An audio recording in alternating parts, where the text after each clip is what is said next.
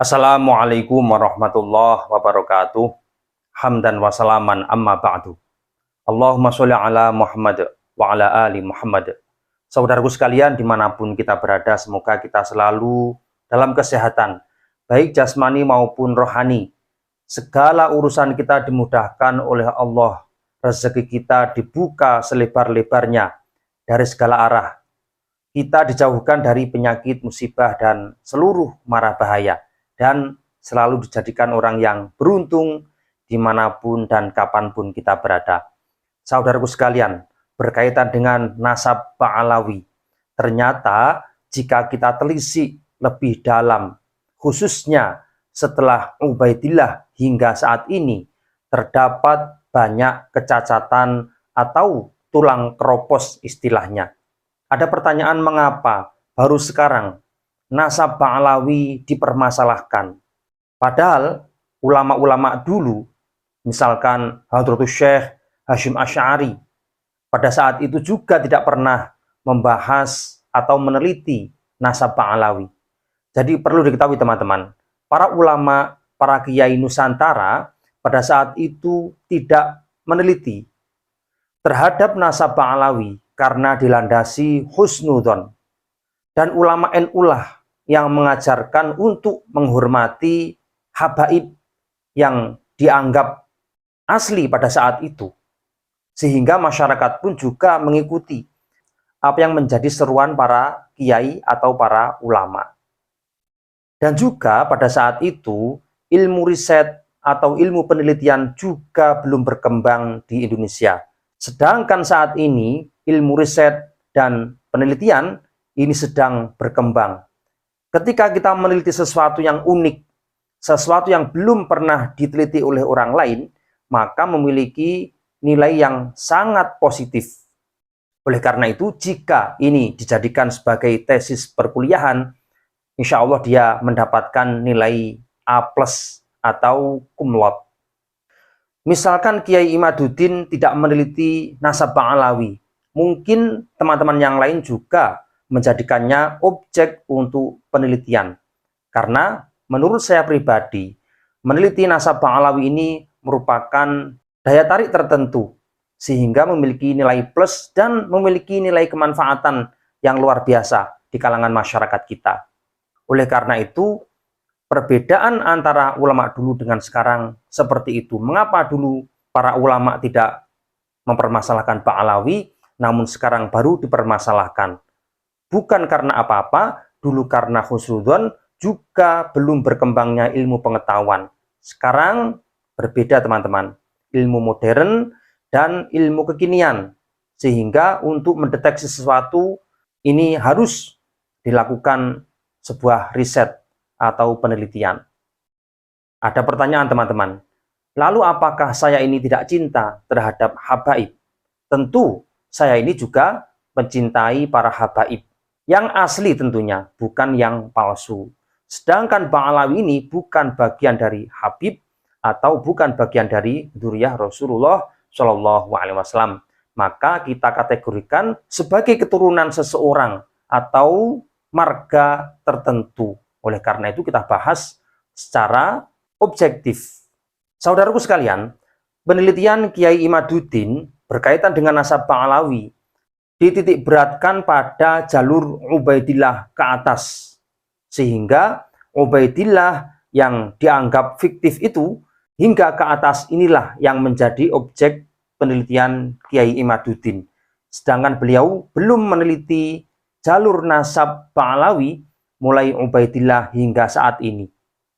Nah, ternyata teman-teman, setelah kita teliti lebih dalam, ada beberapa fakta yang aneh dan unik tentang nasab Ba'alawi dimulai dari jalur Ubaidillah hingga saat ini. Dan ini dijelaskan dalam kitab Al-Istizadah. Nanti halaman bisa kita sebutkan berapa tepatnya. Yang pertama, fakta yang muncul yaitu penulisan marga-marga Ba'alawi ternyata baru muncul setelah tahun 895 Hijriah. Dan fakta yang ada, setiap nama yang tercatat atau yang tercantum hanya menyebutkan nama depan tanpa menyebutkan nama belakang. Misalkan di situ tertera yaitu nama Fulan bin Fulan tanpa menyebutkan Asegaf misalkan, Pak Akil misalkan, Al-Idrus misalkan, hanya menyebutkan Fulan bin Fulan, sehingga marga itu tidak pernah diketahui oleh siapapun. Dan ini dijelaskan dalam kitab Al-Istizadah halaman 141. Nah, nanti silahkan dilacak sendiri.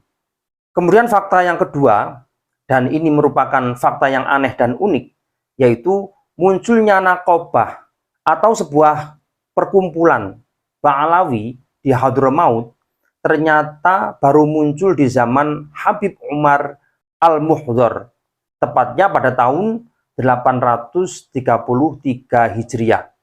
Dan ternyata Naqobah ini juga tidak langgeng teman-teman, tidak bertahan lama.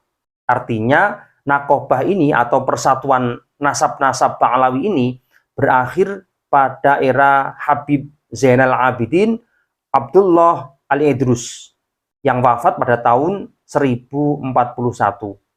Ini juga dijelaskan dalam kitab Al-Istizadah halaman 125.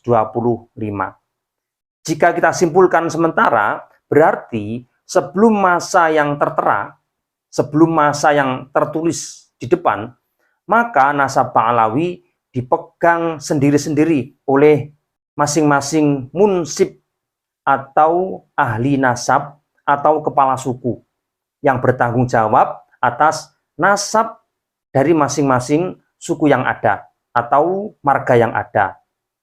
Dan mereka baru berkumpul pada tahun 833. Lalu perkumpulan atau himpunan tersebut hanya bertahan selama kurang lebih 208 tahun, yakni berakhir pada tahun 1041. Nah, ini fakta yang unik. Munculnya Naqobah itu tidak bertahan lama dan putus tepatnya pada tahun 1041.